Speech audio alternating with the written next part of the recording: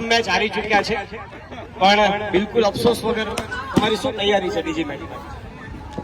તૈયારી થોડી અમારે કરવાની હોય, અમારે તો મેચ રમવાની છે, જે અમે રમીશું અમારું 100% આપીશું.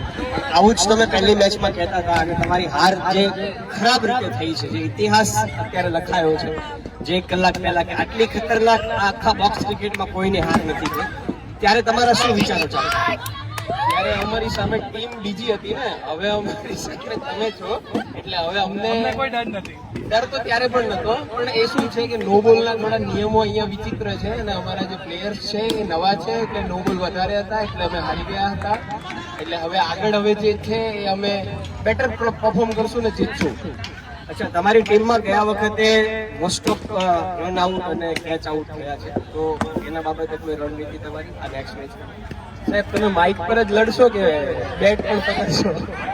અમે એવું છે, અમે પહેલા એ લોકોને સામેવાળી ટીમને માઇક દ્વારા શબ્દો દ્વારા એને ડિમોટિવેટ કરતા હોઈએ છીએ અને અમારો આ પહેલો પ્રયોગ છે. એમાં પ્રયોગ તમારો સારો હતો પણ વિફળ રહ્યો છે, એનો અફસોસ છે અમને.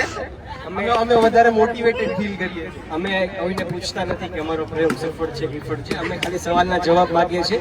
એ ન આવડતા હોય તો ચોખ્ખું કહી દો કે જવાબ નહીં આપીશું. આ સફળ વિફળની વાત નથી સર.